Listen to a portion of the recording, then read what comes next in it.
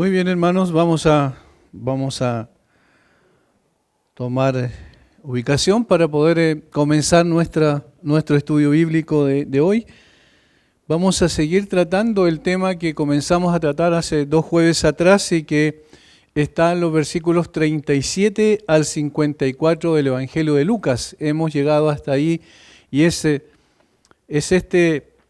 el penúltimo jueves es que nos reunimos este año. Y hasta este capítulo hemos analizado varias cosas relacionadas con el viaje de Jesús desde Galilea hasta Judá, hasta Jerusalén en particular. En este regreso el Señor hizo varias cosas, hubieron varias situaciones que se presentaron en el contexto del traslado desde Galilea hacia el sur. Y una de las cosas es lo que ocurrió con los fariseos desde el capítulo 11, versículos 14 en adelante, donde comenzó mucho más fuerte el asedio y la disputa con el Señor Jesucristo, al punto que lo acusaron incluso de hacer sus obras, sus milagros en el nombre y en el poder de Belcebú, de Satanás, literalmente. Por tanto, el Señor Jesucristo guardó sus más ácidas críticas precisamente para los religiosos de ese tiempo, no necesariamente para aquellos pecadores más evidentes, como inclusive en alguna ocasión las prostitutas, ¿cierto? O en otra ocasión los publicanos, que eran los cobradores de impuestos que se caracterizaban dentro de Israel por ser, según el concepto de los judíos, traidores, porque cobraban impuestos para los romanos y además eran ladrones porque se aprovechaban de esa circunstancia con el propósito de cobrarles mucho más de lo que debían. Ahora, el Señor entonces atacó más fuertemente a los religiosos que a aquellas personas que no tenían relación necesariamente con la religión o con el judaísmo, que no eran al menos líderes espirituales en ese contexto. Entonces el Señor en el versículos 37 al 54 va a expresar 6 ayes o oráculos de juicio en contra de los fariseos y los escribas. Nosotros hemos visto los primeros versículos del 37 al 44, vamos a ver ahora del 45 al 54, pero es necesario leer todo el párrafo para entrar en contexto. Luego de que hubo hablado, le rogó a un fariseo que comiese con él, y entrando Jesús en la casa se sentó a la mesa. El fariseo, cuando lo vio, se extrañó de que no se hubiese lavado antes de comer. Pero el Señor le dijo: ahora bien, vosotros los fariseos limpiáis lo de fuera del vaso y del plato, pero por dentro estáis llenos de rapacidad y de maldad. Necios, el que hizo lo de fuera, ¿no hizo también lo de adentro? Pero dad limosna de lo que tenéis, y entonces todo será limpio. Mas hay de vosotros, fariseos, que diezmáis la menta y la ruda y toda hortaliza, y pasáis por alto la justicia y el amor de Dios. Esto es necesario hacer sin dejar aquello. Hay de vosotros, fariseos, que amáis las primeras sillas en las sinagogas y las salutaciones en las plazas. Hay de vosotros, escribas y fariseos hipócritas, que sois como sepulcros que no se ven, y los hombres que andan encima no lo saben. Respondiendo uno de los intérpretes de la ley, le dijo: Maestro, cuando dices esto, también nos afrentas a nosotros. Y él dijo: Hay de vosotros también, intérpretes de la ley, porque cargáis a los hombres con cargas que no pueden llevar, pero vosotros ni aun con un dedo las tocáis. Hay de vosotros que edificáis los sepulcros de los profetas, a quienes mataron vuestros padres, de modo que sois testigos y consentidores de los hechos de vuestros padres, porque a la verdad ellos los mataron y vosotros edificáis sus sepulcros. Por eso la sabiduría de Dios también dijo: les enviaré profetas y apóstoles, y de ellos a unos matarán y a otros perseguirán, para que se demande de esta generación la sangre de todos los profetas que se ha derramado desde la fundación del mundo, desde la sangre de Abel hasta la sangre de Zacarías, que murió entre el altar y el templo. Sí, os digo que será demandada de esta generación. Hay de vosotros, intérpretes de la ley, porque habéis quitado la llave de la ciencia. Vosotros mismos no entrasteis, y a los que entraban se lo impedisteis. Diciéndoles él estas cosas, los escribas y los fariseos comenzaron a estrecharle en gran manera y a provocarle a que hablase de muchas cosas, acechándole y procurando cazar alguna palabra de su boca para acusar. Nosotros hemos visto cómo esto se podría llamar una falsa piedad, como lo mencionamos en el título que llevó el estudio anterior, o también como las características de los falsos maestros, que se caracterizan aquí por ciertas cosas que son evidentes. Del versículo 38 en adelante, el Señor Jesús confronta a estas personas y los deja en evidencias en su condición real. El Señor Jesucristo también anunció, recuerden en su gran mensaje o discurso del Monte de los Olivos, las señales de los últimos tiempos, y dentro de ellos dijo que sería caracterizada por la proliferación de los maestros falsos y el engaño subsecuente que traían como consecuencia de sus falsas predicciones. Eso lo dice en Mateo 24, versículos 4, 5, 11, 23 y 24. Si leen ahí van a darse cuenta de que esto es una realidad. El apóstol Pedro, por su parte, particularmente en su segunda carta, también habló extensamente de estos instrumentos del engaño. Es decir, después de que el Señor Jesucristo advirtiera sobre este engaño traído por falsos maestros, personas que enseñaban herejías destructoras, va a decir, obviamente era un hecho, había sido un hecho en el pueblo y sería un hecho también en el tiempo que el Señor Jesucristo estaba hablando y en el tiempo que Pedro hablaba, y también en el día de hoy es exactamente igual. Yo quiero leer segunda de Pedro, capítulo 2, versículo 1 al 3. Dice, pero hubo también falsos profetas entre el pueblo, como habrá entre vosotros falsos maestros, que introducirán encubiertamente herejías destructoras y aún negarán al Señor que los rescató, atrayendo sobre sí mismos destrucción repentina. Y muchos seguirán sus disoluciones, por causa de los cuales el camino de la verdad será blasfemado. Y por avaricia harán mercadería de vosotros con palabras fingidas, sobre los tales ya de largo tiempo la condenación no se tarda y su perdición no se duerme. Allí está una advertencia que Pedro hace también allá al final prácticamente de la era apostólica a aquellos a los cuales le escribía, estos creyentes que estaban dispersos en diferentes regiones del Asia Menor.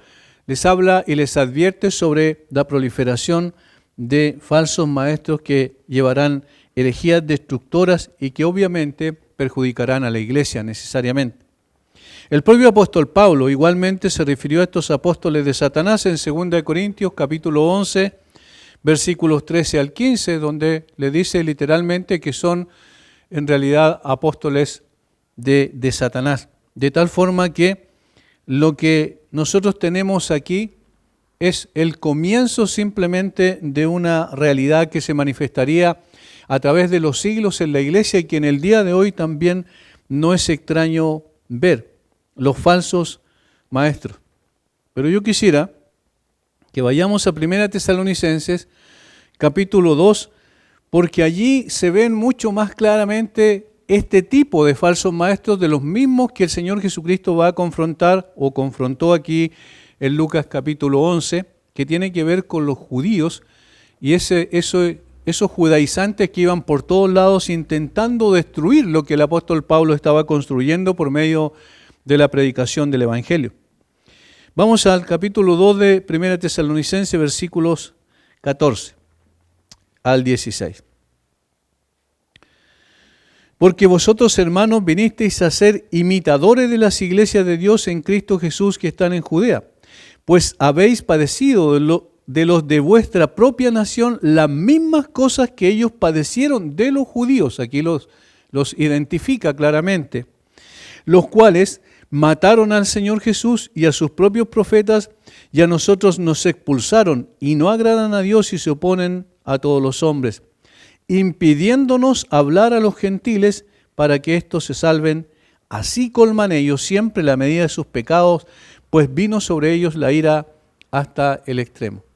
Noten las características, eran primeramente identificados como judíos, pero fueron aquellos, y esta es la descripción que hace, que mataron al Señor Jesús y a los propios profetas, dice. Y esa es una alusión obviamente a los profetas del Antiguo Testamento, y en el caso de los que mataron al Señor Jesucristo se estaba refiriendo a los que eran líderes religiosos del tiempo del Señor Jesús, por supuesto.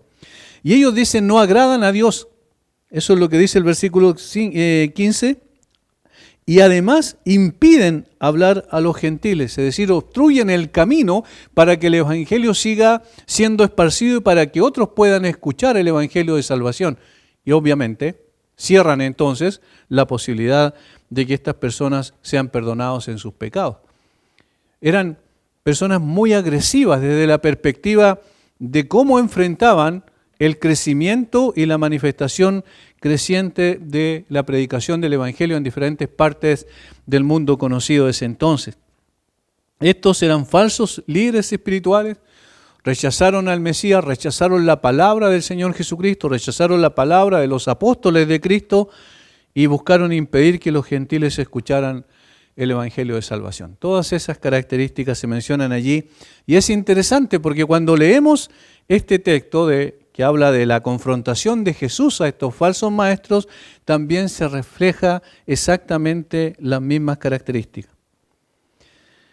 Estos hombres, que se erigían a sí mismos como portavoces de Dios, eran en realidad una contradicción en sí mismos, porque rechazaron al Mesías, reinterpretaron su palabra y privaron a otros de acceder al reino de los cielos. Esos son los tres ayes que mencionan del versículo 45 en adelante, para mostrar cuáles son una de las características que como principio podríamos aplicar a todo falso maestro o falso profeta. De allí entonces que Jesús se reservara sus más ácidas críticas contra ella. En el párrafo precedente, Lucas capítulo 11, versículos 37 en adelante, vemos cómo Jesús trató a estos hombres en el contexto de una comida a la que fue invitado a la casa de un fariseo. Y debido al malestar que produjo en su anfitrión el hecho de que él no se haya lavado las manos antes de comer, no del punto de vista de la higiene como lo vimos, sino desde la perspectiva del ritual que se requería y que ellos exigían y que no estaba en la ley, pero ellos habían añadido a la ley como así muchas otras leyes absurdas que no tenían mayor sentido. Por tanto, el Señor Jesucristo a propósito no se lavó las manos para poder confrontar la hipocresía de estos hombres. Recuerden, y esto para traer a la memoria nada más y colocar en la introducción para lo que vamos a ver en el día de hoy, observamos en la primera parte de esta confrontación cómo Jesús desnuda el verdadero problema de estos hombres. Ponían su mirada en el ritual externo en lugar de la realidad interna. Eso era lo primero que nosotros vemos ahí en el versículo 39 en adelante. Ponían su mirada en el ritual externo, le daban mucho énfasis, mucha importancia al lavado de manos, a la limpieza ceremonial, pero no le daban importancia a la limpieza espiritual, la del corazón. Por eso era externo su énfasis y no interno. Era ceremonial y no espiritual. Sin embargo, el Señor le muestra que el problema yacía en el corazón y no en las manos. Sus manos estaban rigurosamente limpias, pero su corazón estaba lleno de maldad. Esa es la acusación literal que Jesús hace sobre ellos. Enfatizaban entonces el cumplimiento riguroso de algunos preceptos de la ley, añadiendo a ella incluso, y dejaban de lado el espíritu de la ley que demandaba amar a Dios y a su prójimo. Esto lo tenemos en el versículo 42. Mas hay de vosotros fariseos que diezmáis la menta y la ruda y toda hortaliza y pasáis por alto la justicia y el amor de Dios. Estos era necesario hacer sin dejar de hacer aquello. Respecto al diezmo, ellos diezmaban hasta las hojas y los tallos de las hortalizas que se mencionan aquí y muchas otras, siendo escrupulosamente rigurosos en el cumplimiento de ese tipo de cosas, pero olvidaban lo más importante. Jesús le dice que pasaron por alto la justicia, que tiene que ver con su relación con su prójimo, y el amor de Dios, que tiene que ver obviamente con el amor hacia el Dios vivo y verdadero, que ellos dejaban en segundo lugar. En tercer lugar, buscaban agradar a los hombres sino a Dios, porque lo que hacían, lo hacían para poder agradar a las personas externamente. Versículo 43. Hay de vosotros fariseos que amáis las primeras sillas en las sinagogas y las salutaciones en las plazas.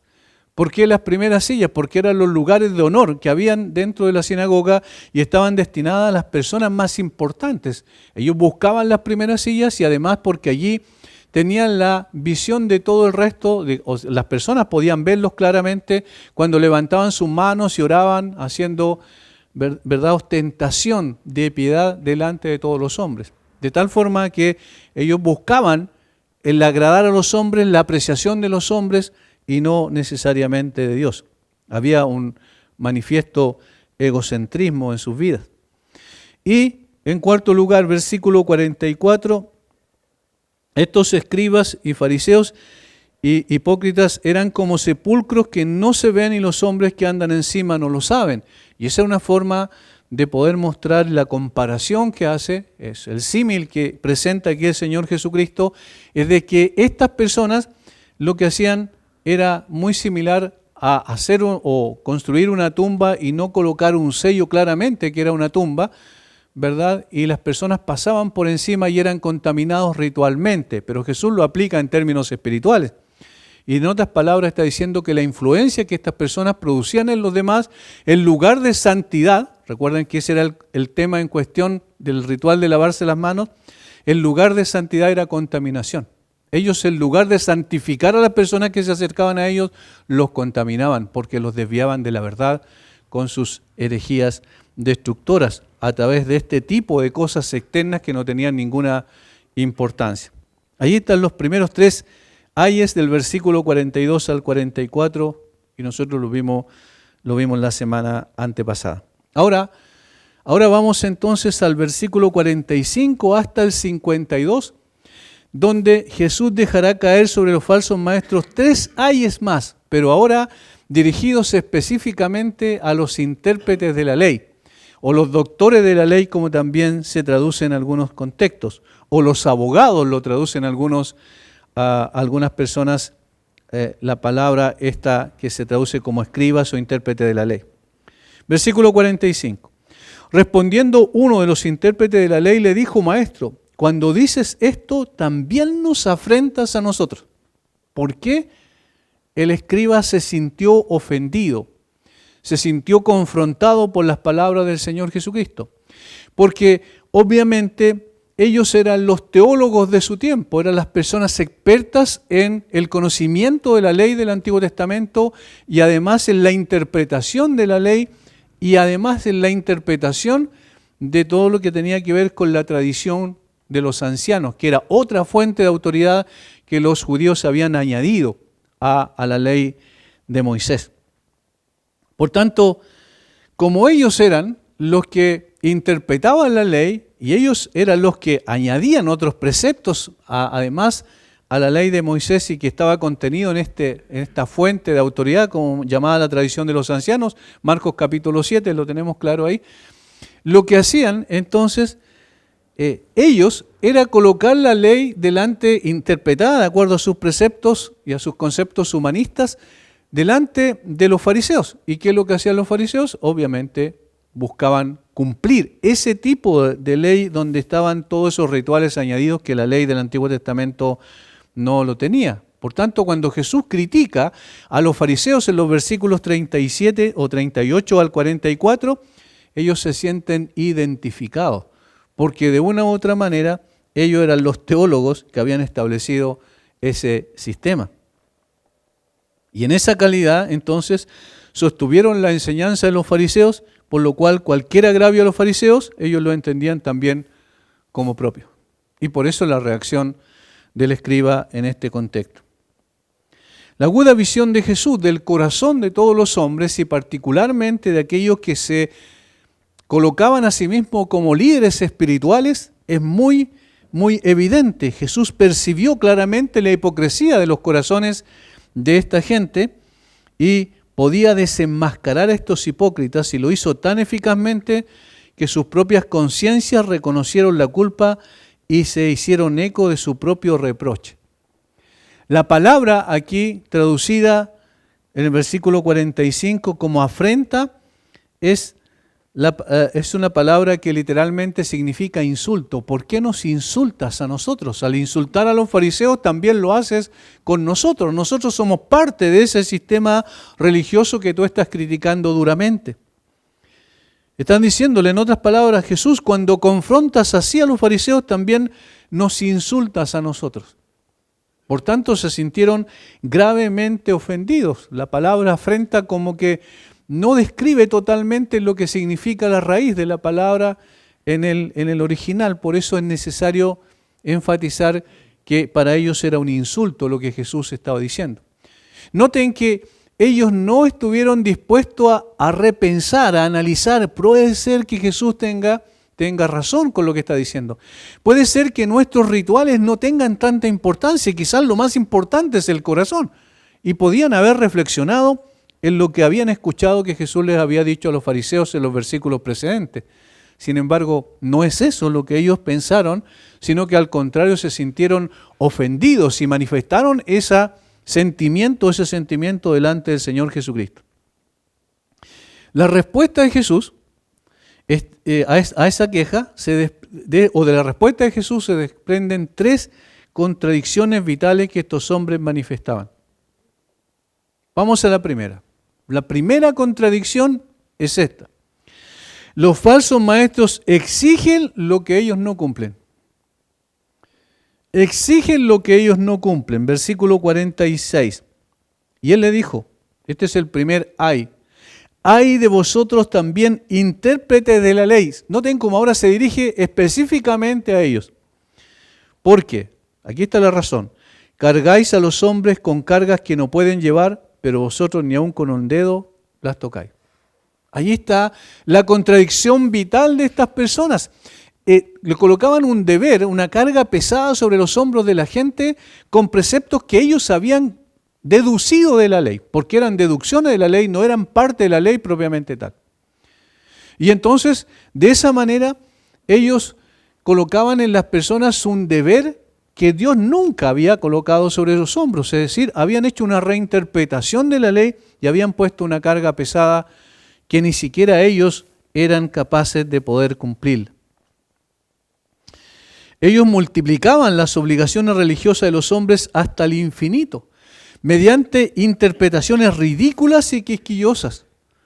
Los intérpretes de la ley no aceptaron ni cumplieron personalmente las obligaciones que impusieron a los demás. Ahora, aquí hay dos cosas importantes. Una, exigieron algo que Dios no había exigido. Eso es lo primero, ya que eso era ya grave. Y lo segundo es que aquello que exigieron, que Dios no había exigido y que ponían la carga sobre las personas para que sí lo cumplieran, ellos mismos ni siquiera estaban dispuestos a cumplir. O sea, había una contradicción absoluta entre lo que ellos enseñaban y lo que ellos hacían. Y además enseñaban algo que Dios nunca había enseñado. Yo quiero quedarme en la primera parte, es decir, añadieron a la ley, a la palabra de Dios. Y esto es peligroso. Este es el primer gran peligro del cual nosotros necesitamos guardarnos. Y eso es lo que hizo precisamente Satanás con Eva en el huerto del Edén. Añadió a la palabra, colocó en Eva, en el corazón de Eva, una duda, de tal manera que cuando Satanás le pregunta con que de todo árbol del huerto no puedes comer, eso era mentira, ¿cierto? Porque el Señor le dijo, de todo árbol del huerto podrás comer, excepto de uno solo, el huerto que está en el medio, o el árbol que está en el medio del huerto, el árbol de la ciencia del bien y del mal, no comerás porque el día que comierais de él ciertamente morirás. Y Eva al responder a Satanás dice, no solo dice eso, sino dice que Dios le había dicho, no le tocaréis ni comeréis de él. Y ahí ya añadió a la palabra. Y ahí se ve una duda clara en ella que después se manifiesta en una negación total de la autoridad de Dios sobre su vida y la autoridad de la palabra de Dios sobre su vida. Estos hombres añadieron a la palabra. Y yo quiero dar solamente un ejemplo. Había muchas exigencias absurdas, ridículas, que rayaban en lo irracional y en lo fantasioso. Sin embargo, yo quiero mencionar una sola, que tenía que ver con el cumplimiento de este precepto que sí estaba en la ley de no llevar carga el día de reposo. Eso estaba en la ley. Pero ¿qué es lo que no estaba en la ley? La forma en que eso debía hacerse. Entonces ellos crearon la forma en que tenía que ser. Y miren lo que ellos decían. Por ejemplo, enseñaron que en el día de reposo un hombre no podía llevar algo en su mano derecha o en su mano izquierda, sobre el pecho, en su hombro o sobre su hombro, pero podías llevar algo con el dorso de tu mano, con tu pie, con tu codo, en tu oreja, en el pelo o en el codo, en el dobladillo de la camisa o en el zapato o en la sandalia. O sea, no tenía ningún sentido. No pueden llevar carga, pero no pueden llevar carga aquí, en la mano derecha. No pueden llevar carga acá, en la mano izquierda, pero sí pueden llevar carga aquí. O sea, no tenía ningún sentido, era una cosa totalmente absurda. Y esa era una de las muchas añadiduras que hicieron a la ley y que no procedían de la palabra de Dios y que no tenían digamos, no enfatizaban el espíritu de la ley, que era fundamentalmente que ellos no llevaran carga y descansaran y usaran ese día como día de reposo para honrar y adorar a Dios, que era el principio fundamental. Jesús iba a enseñar que el día de reposo fue hecho para el hombre y no el hombre para el día de reposo. Por lo tanto, estos hombres estaban colocando ese tipo de cargas sobre las personas. En otras palabras, colocaron un resquicio para evadir el cumplimiento de la ley, en lugar de hacer más estricto el cumplimiento de la ley. Aquí está lo primero que hicieron y que nosotros necesitamos enfatizarlo porque es importante. Cuando nosotros colocamos a la iglesia una carga que la iglesia nunca debió llevar porque no está en las escrituras directamente y a la gente le cuesta cumplir eso, obviamente estamos hablando de un legalismo absurdo y sin sentido. Especialmente cuando eso procede simplemente de nuestra imaginación o procede simplemente de una tradición que hemos llevado durante años, pero no corresponde a lo que dice en particular en la palabra de Dios. Por eso es peligroso añadir a la palabra. Y estas eran las cargas de las cuales aquí se mencionan. La palabra originalmente se usaba para describir un enorme peso que era imposible que una persona llevara sobre sus hombros. Una carga insoportable que estaba más allá de la capacidad de una persona. Estas cargas eran los preceptos de la ley de Moisés interpretados por ellos, no los preceptos originales, sino la interpretación que ellos hacían y la tradición de los ancianos, que como mencionamos era otra fuente de autoridad que ellos habían creado y que no tenía que ver directamente con la Escritura. Esto hacían ellos. Le decían a la gente, tienen que hacer esto, esto, y eso no estaba en la Escritura directamente, y las personas se sentían agobiadas por eso, incapaces de cumplir con aquello. Imagínense si era difícil cumplir, o era imposible cumplir con la ley propiamente tal, en términos absolutos, integralmente hablando, mucho más difícil la hacían al colocar este tipo de cosas que ponían sobre los hombros de la gente. Eso era lo primero, añadían, pero no solo eso, sino que además de enseñar lo que Dios no enseñó, además eso que enseñaban que Dios no enseñó, ellos no eran capaces de cumplirla. O sea, ellos mismos estaban enseñando algo que no estaban dispuestos a cumplir. Y ellos sabían que no lo cumplirían. Esta era la paradoja y la contradicción. Esas mismas ridículas regulaciones que exigían a los demás, ellos las evadían con subterfugios intelectuales o legales. Es decir, como hay un dicho popular que es, echa la ley, echa la trampa, ¿cierto? Ellos hacían eso, es decir, enseñaban esas cosas que no estaban propiamente en la ley, pero ellos buscaban una forma, incluso un subterfugio legal de evadir eso para ellos, pero sí lo exigían para la gente común. Al interpretar estrictamente, los escribas imponían una pesada carga moral a los judíos. Sin embargo, habían encontrado astutamente formas de escapar de su propia responsabilidad de guardar la ley y al mismo tiempo dar la impresión de que eran obedientes. La Mishnah, que era la que correspondía a la tradición de los ancianos, pero que se desarrolló posteriormente en el siglo III después de Cristo, establecía que era más importante observar las interpretaciones de los escribas que la ley misma. Miren a dónde llegaron. Era más importante cumplir lo que establecían los rabinos, es decir, los judíos, que la ley misma. Es un poco lo que pasó en términos generales, ¿cierto?, con la iglesia durante 10 siglos, en lo que se conoce como la Edad Media, donde la palabra de Dios, que era la autoridad máxima sobre la iglesia y bajo la cual debían someterse todas las personas, esa palabra de Dios llegó a ser puesta al lado de la interpretación que la iglesia hacía y de la tradición de la iglesia. Entonces colocaron, en otras palabras, los preceptos del hombre a la misma altura de los preceptos bíblicos. Y con eso, evidentemente, negaron la autoridad absoluta de la Escritura, la autoridad única y absoluta de la Escritura. Y por eso la iglesia se volvió humanista en su desarrollo durante mucho tiempo en la historia de la iglesia. Por lo tanto, estos hombres también decían algo similar. Decían, es más importante la interpretación que hacen los rabinos más que incluso la ley. El razonamiento es que si era un asunto serio ofender la ley, que a veces era difícil de entender, mucho más grave era para ellos ofender la interpretación que, según esperaban los escribas, aclaraba todo. Yo he hecho énfasis en esto en muchas ocasiones. Cuando lean un libro, léanlo con espíritu crítico, desde la perspectiva de las Escrituras. No se traguen todo el contenido que dice literalmente, porque obviamente lo dice una persona que es conocida y que es importante y en la cual yo tengo confianza. O sea, más que eso, lo que tienen que hacer es interpretar eso en función de lo que dice las Escrituras. Porque corremos el riesgo después de que ocurra precisamente esto.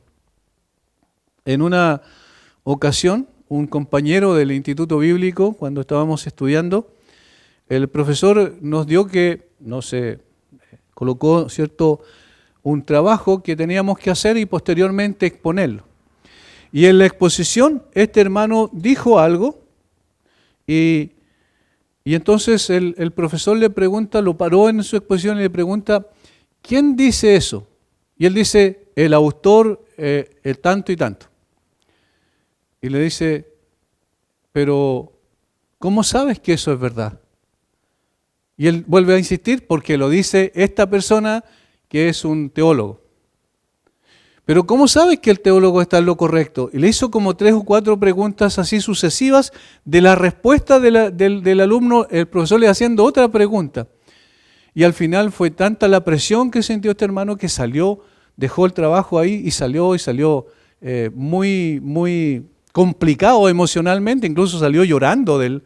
Y no era un joven, ¿cierto? Era una persona ya adulta, por la presión que sintió con las preguntas que le hacía el profesor. Pero ¿cuál era la intención del profesor? Era que él finalmente dijera, eso está en la Biblia. O sea, para afirmar la autoridad con la cual lo decía y la seguridad con la cual él lo expresó, era necesario que finalmente dijera, bueno, lo que dice esta persona es consistente con lo que dice la Escritura. Y por eso yo le creo. ¿Se dan cuenta cómo fácilmente nosotros podemos caer en eso? En decir, no, lo dijo el teólogo tanto, lo dijo el pastor tanto, lo dijo tal persona que tiene, no sé, una capacidad evidente en la forma en que lo expresa, es que yo leí otros libros y son buenos. No, sino que hay que verlo desde el punto de vista de la Escritura. Si estas personas añaden a la Escritura o las personas quitan de la Escritura, entonces uno tiene que cortarlo, ¿cierto? Eso que se añadió y desecharlo. Lo que importa es lo que Dios dice. Por lo tanto, y vuelvo a repetir estos 2 puntos que aquí hemos dicho. Primero, enseñaban lo que Dios no enseñó en la ley, añadiendo la palabra. Y segundo, ni siquiera ellos estaban dispuestos a someterse al cumplimiento de sus propias enseñanzas, poniendo de manifiesto su hipocresía descarada. Esta es una característica de la contradicción de estos falsos maestros. Pero hay una segunda contradicción. Versículo 47, y otro hay. Ay de vosotros que edificáis los sepulcros de los profetas a quienes mataron vuestros padres.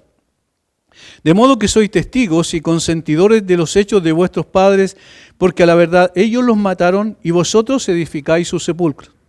Por eso la sabiduría de Dios también dijo, les enviaré profetas y apóstoles, y de ellos a unos matarán y a otros perseguirán, para que se demande de esta generación la sangre de todos los profetas que se ha derramado desde la fundación del mundo, desde la sangre de Abel hasta la sangre de Zacarías, que murió entre el altar y el templo. Sí, os digo que será demandada de esta generación.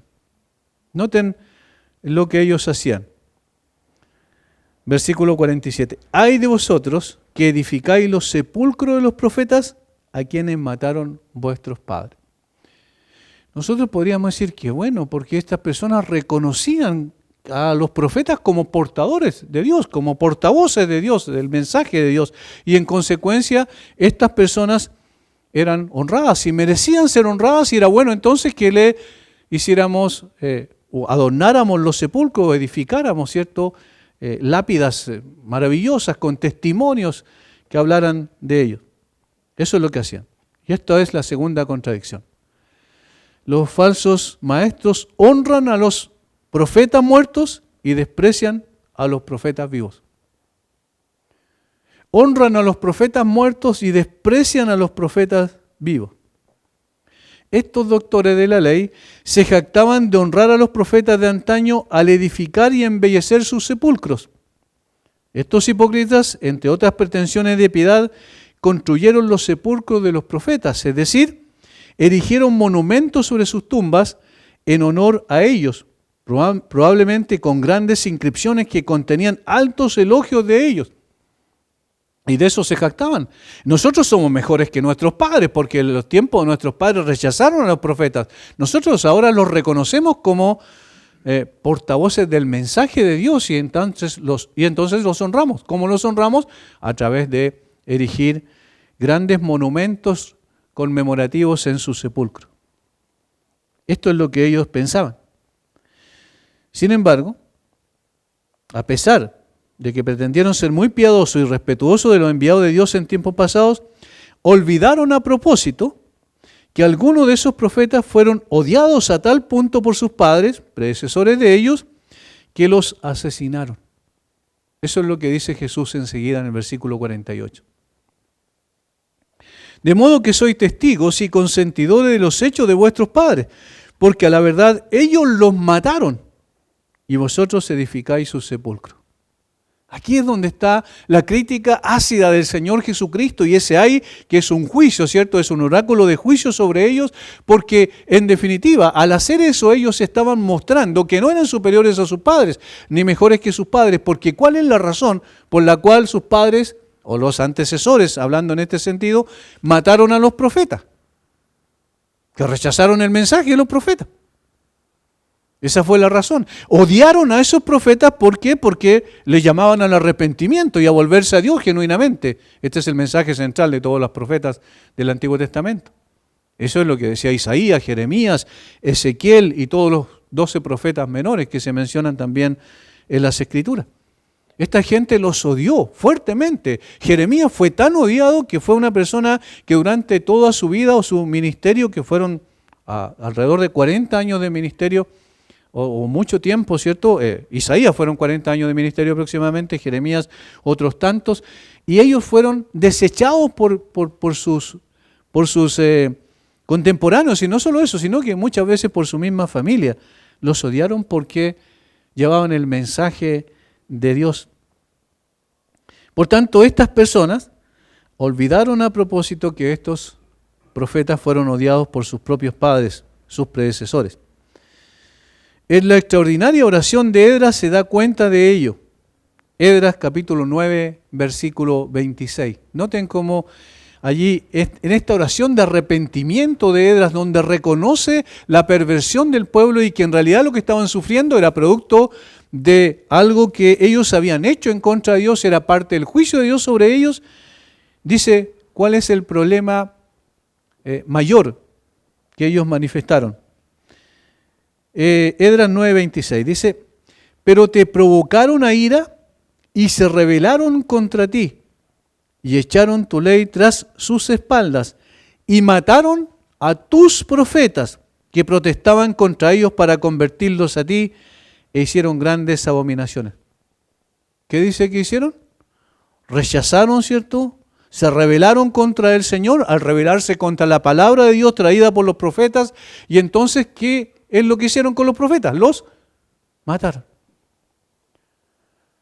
Los mataron. Por tanto, el punto aquí principal es el mensaje de los profetas, porque sabemos que los profetas eran instrumentos de Dios, así como somos en el día de hoy los pastores o los ancianos o los predicadores en general, instrumentos simplemente de Dios, pero lo que más importaba era la fidelidad del mensaje que traían estos hombres, que fueron escogidos por Dios y fueron instrumentos en las manos de Dios para llamar al pueblo al arrepentimiento y a volverse al Señor genuinamente. Ahora, el mensaje fue el que desecharon los padres de estas personas.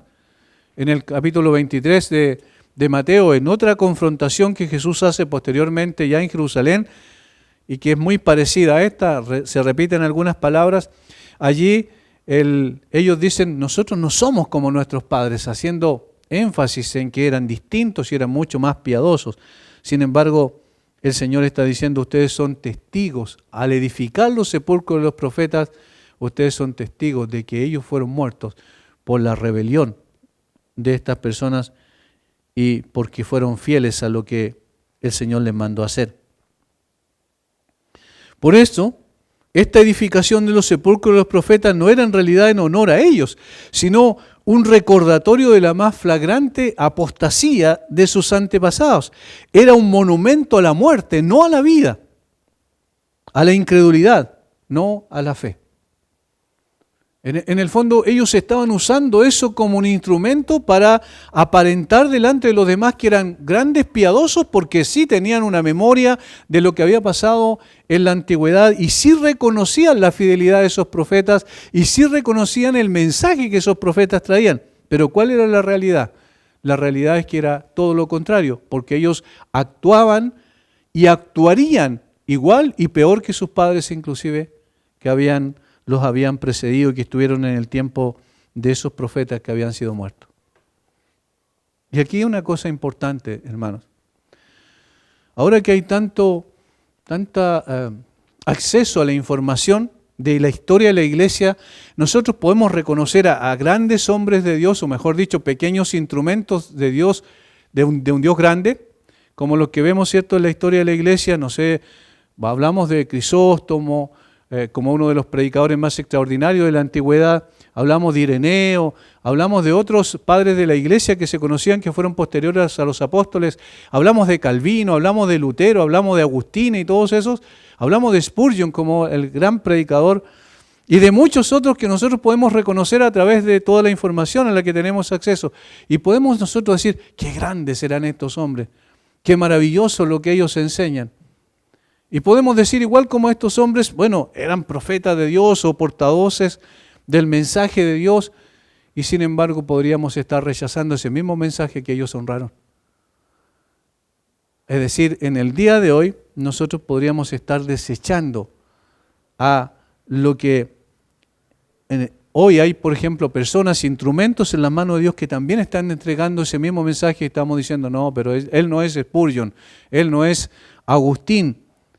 Y podemos entonces caer en esta contradicción absoluta que cayeron estos hombres al decir, no, nosotros edificamos los sepulcros de los profetas, los adornamos colocando grandes lápidas donde colocamos sus grandes éxitos. Sin embargo, no somos capaces muchas veces de estar a la altura de ellos, ni menos aún poder imitar su fe. Esto es lo que pasaba con estos hombres. En una ocasión, creo que en República Dominicana, cuando tuve la oportunidad de estar en una conferencia, yo mencionaba eso, que nos gustan mucho los libros de los puritanos, pero no vivimos ni cerca de lo que vivieron los puritanos. ¿Se fijan? Es decir, honramos a las personas al reconocer lo que ellos hicieron en su tiempo, las maravillosas oraciones que hay en sus libros, por ejemplo. Sin embargo, nosotros no vivimos de esa manera. Es interesante que nadie les ordenó que ellos, estos hombres a los que se refiere Jesús, edificaran y adornaran la tumba de los profetas, porque la única manera de honrar realmente a los profetas no era adornar las tumbas de ellos, sino obedecer la palabra. Ser sensibles a la voz de Dios en ese tiempo. Y esto era evidente que en su tiempo no había sido así. Por eso rechazaban a Jesús. Por eso cuestionaban a Jesús. A pesar de haber visto en el Señor Jesucristo las obras gloriosas, poderosas, poder sobre la naturaleza, poder sobre las enfermedades, poder sobre la muerte inclusive, al resucitar a personas, poder sobre el mundo espiritual, como hemos visto ya en Lucas y en el resto de los evangelios. Es decir, ellos habían visto con sus propios ojos la gloria del Señor Jesucristo y sin embargo rechazaban su mensaje. Y lo rechazaban categóricamente como el Mesías de Israel, cual efectivamente era. Aquí estaba entonces la enorme contradicción. Estos hombres honraban los sepulcros de los profetas mientras al mismo tiempo tenían una enemistad empedernida con aquellos en su propio tiempo que vinieron a ellos en el espíritu y poder de los profetas. Y aunque todavía no habían tenido oportunidad de llegar lejos, es decir, asesinar a un enviado de Dios en su tiempo, sin embargo, pronto lo harían. Y eso es lo que dice Jesús en el versículo 49. Por eso la sabiduría de Dios, o Dios en su sabiduría también se puede traducir, también les dijo, les enviaré profetas y apóstoles y de ellos a unos matarán y a otros perseguirán. Miren lo que dice, aquí está hablando en futuro, ¿cierto? En lo que va a venir. Les enviaré profetas y apóstoles y de ellos a unos matarán y a otros perseguirán. ¿Quiénes? La generación de ese tiempo, esa generación mala y adúltera que demandaba señal, ¿recuerdan el contexto? Por lo tanto, lo que está aquí diciendo el Señor Jesucristo es que Él les iba a enviar profetas y les iba a enviar apóstoles, es decir, que hablaran en su nombre, que proclamaran el mensaje del Señor. Sin embargo, ellos los perseguirían y los matarían. ¿Eso ocurrió así o no? Lean el libro de los Hechos. Capítulo 4, comienza el asedio de parte del Sanedrino del concilio hacia los apóstoles.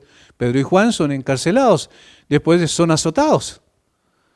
Posteriormente, ya en el capítulo 8 no solo vemos eso, sino a Esteban, el primer mártir, capítulo 7, al final del capítulo 7, después de haberlos confrontado con la verdad que ocurrió, lo apedrearon. Y allí fue donde mataron al primer mensajero del Señor que el Señor había levantado. Posteriormente no se conformaron con eso y bien sabemos como a través de las manos de Herodes, alguien puede decir, no es de los judíos, sí, pero era del rey que gobernaba en esa región particular, como hemos visto en la última predicación del domingo, donde asesinaron a Jacobo, o a Santiago también, como se conoce. Y así posteriormente nosotros vemos cómo eso se siguió en una escalada ascendente hasta que al final la mayoría de los apóstoles fueron muertos por causa de Cristo y por la generación, específicamente la generación a la cual hacía alusión el Señor Jesucristo. ¿Por qué ocurría esto? Porque los corazones de estos falsos maestros espirituales estaban en tinieblas, eran ciegos espirituales, insensibles a la palabra de Dios, aunque se habían erigido como maestros de esta.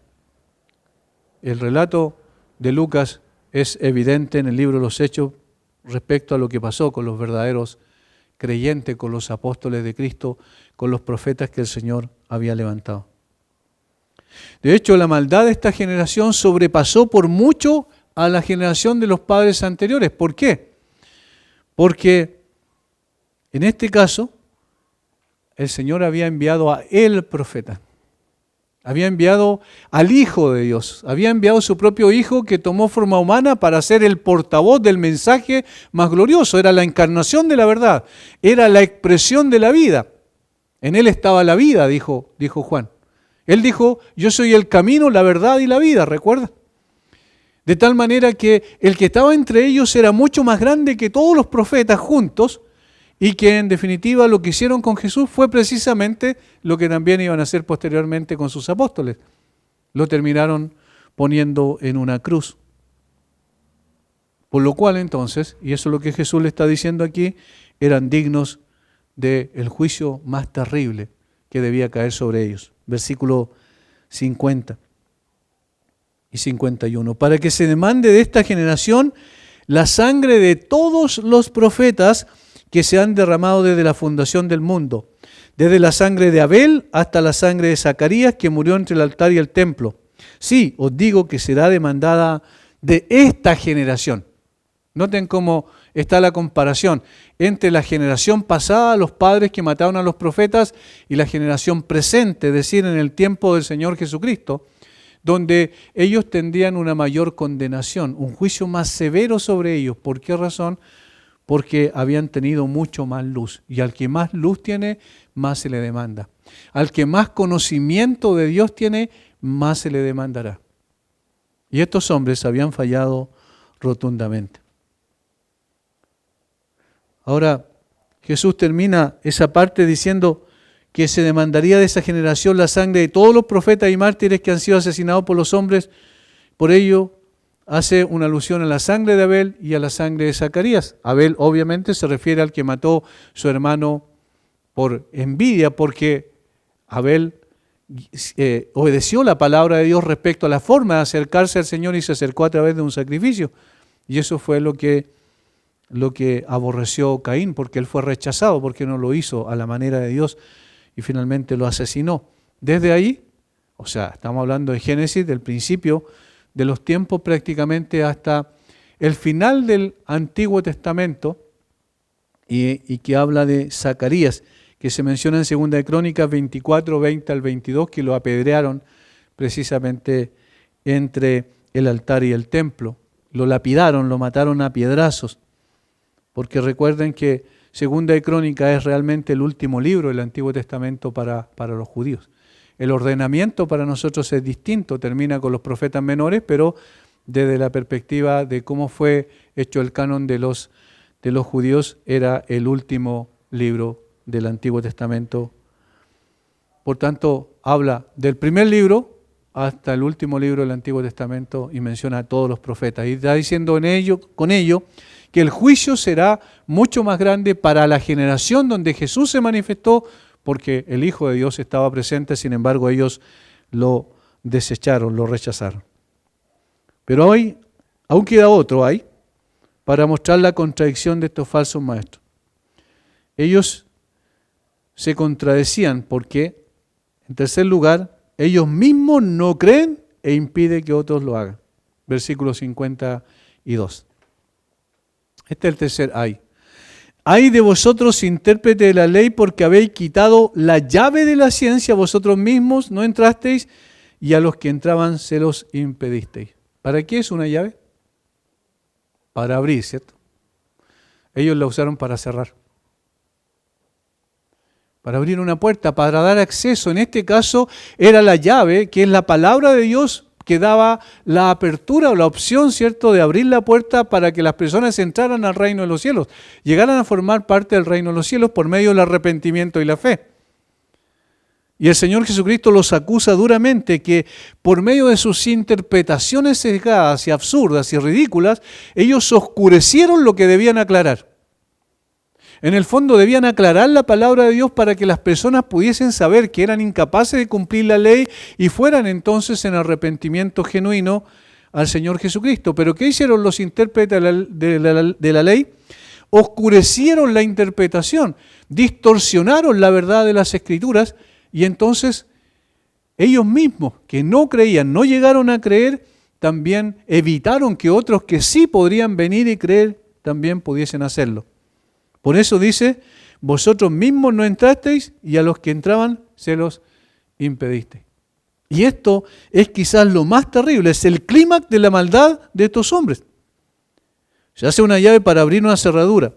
Por su falsa interpretación del Antiguo Testamento, se quitó la verdadera clave o método para entenderlo.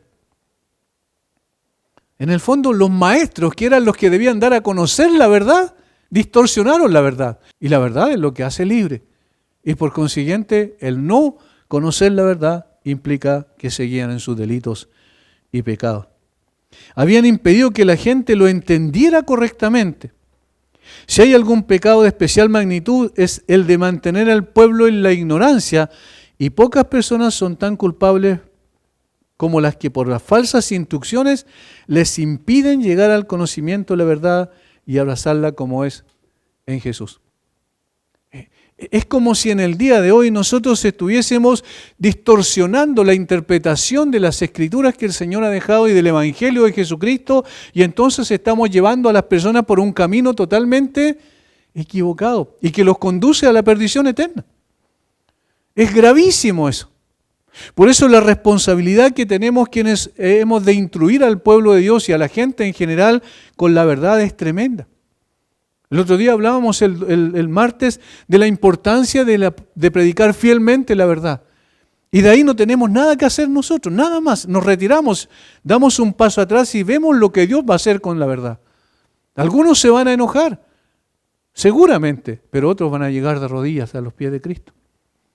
Pero si nosotros tergiversamos la explicación, si nosotros añadimos a la palabra, si nosotros quitamos a la palabra, no estamos enseñando lo que Dios enseñó y en consecuencia estamos evitando que la gente llegue a la salvación. Este no es un mensaje como el que dan los políticos, ¿cierto? Lleno de promesas y cosas lindas y la gente se queda maravillada con lo que dicen los políticos, pero todos saben en su interior que eso es mentira. Ese mensaje no va a salvar a la gente, ni por muy bien intencionado que sea. El mensaje del Evangelio sí está llamado a buscar la salvación de los perdidos. Pero estos intérpretes de la ley, al distorsionar la interpretación correcta de la ley del Antiguo Testamento, al añadir preceptos humanos, entonces desdibujaron el propósito de la ley y finalmente terminaron con las personas más perdidas que antes. Esto es tremendo, es terrible. Es una gran responsabilidad hacer la voluntad de Dios, y la voluntad de Dios finalmente se expresa a través de la proclamación y enseñanza correcta de la verdad. No había ningún pecado de mayor magnitud que esto. Las interpretaciones de estos hombres eran tan absurdas y rebuscadas que era imposible para las personas llegar a entenderlas. Más difícil era todavía llegar a practicarlas. En manos de estos líderes religiosos la Escritura se había convertido en un enigma imposible de descifrar. Es su orgullo teológico el que le llevó a no querer entender, no abrir el conocimiento y decir verdaderamente Jesús tiene la razón, nosotros estamos equivocados. Ellos se sintieron ofendidos en lugar de sentirse confrontados. Y cuando nosotros, hermanos, somos confrontados con la palabra de Dios, en lugar de ofendernos debemos dar gracias a Dios. Porque evidentemente eso nos lleva a evaluar nuestra propia vida y a considerar quiénes somos delante del Señor y cuál es el nivel espiritual que nosotros estamos dando en ese momento. Estos hombres se ofendieron porque tenían oscurecido su entendimiento, pero los creyentes no, porque la luz de la verdad ha llegado a nosotros por la gracia del Señor. Debido a que las interpretaciones detalladas de las Escrituras por parte de los escribas eran difíciles de entender, en efecto, habían apartado a la gente de la palabra de Dios. Eran hábiles para torcer el significado de las palabras y usaron esa habilidad constantemente para tratar de engañar a Jesús. Eso es lo que dicen los versículos 53 a 54, que es la conclusión a este párrafo donde ellos atacan más duramente a Jesús en lugar de arrepentirse. Diciéndoles él estas cosas, los escribas y los fariseos comenzaron a estrecharle en gran manera y a provocarle a que hablase de muchas cosas, acechándole y procurando cazar alguna palabra de su boca para acusarle. Miren la reacción. No queremos esto, no vamos a aceptar la verdad. La incredulidad estaba pegada en sus corazones, en lo profundo de sus vidas. Estos hombres entonces, ellos mismos no creían e impedían que otros lo hicieran por medio de una tergiversación de las Escrituras sagradas. En conclusión, quiero dejar esto al concluir en el día de hoy solo para hacer una recapitulación de lo que hemos dicho. Lo que vemos en los ayes de Jesús contra los escribas es una solemne advertencia que hacemos bien en atender para nosotros hoy en día. Es una advertencia importante también para nosotros. ¿Estamos recibiendo la palabra? ¿Estamos enseñando correctamente la palabra? Por eso, Debemos cuidarnos de añadir o quitar de la palabra, enseñando lo que Dios nunca enseñó y exigiendo a otros lo que nosotros mismos no somos capaces de cumplir. Eso obviamente es una evidencia de hipocresía manifiesta. Segundo, debemos tener cuidado con honrar a grandes creyentes de tiempos pasados de la historia de la iglesia, mientras nosotros estamos lejos de obedecer sus enseñanzas que nos llevan al arrepentimiento y al fortalecimiento de nuestra fe. No podemos honrar al hombre que encontramos que fue un gran instrumento de Dios y luego no tener ningún interés en poder seguir ese mismo camino de piedad que ellos marcaron. Finalmente, debemos cuidarnos especialmente de poner en la Escritura algo que nunca estuvo allí, torciendo su significado y haciendo imposible la comprensión de la palabra para nosotros y para aquellos que nos escuchan. ¿Cuál es la característica más importante de un maestro? Enseñar, decir lo que Dios dijo y no añadir ni quitar absolutamente nada a ello. El Señor hará lo que Él ha querido hacer con su palabra y las personas que escuchan serán responsables de lo que oyeron de parte de Dios. Padre, muchas gracias por darnos estos ejemplos también en la Escritura, estos llamados, Señor, a poder meditar, reflexionar acerca de lo que somos y cómo estamos viviendo nuestra vida, y especialmente a quienes, Señor, Tú nos has llamado a enseñar Tu palabra, que podamos revisar también nuestro propio corazón. Tú conoces también la debilidad del mismo y sabes, Señor, que estamos en una lucha también como cualquier hermano de la iglesia y necesitamos de Tu gracia para seguir adelante.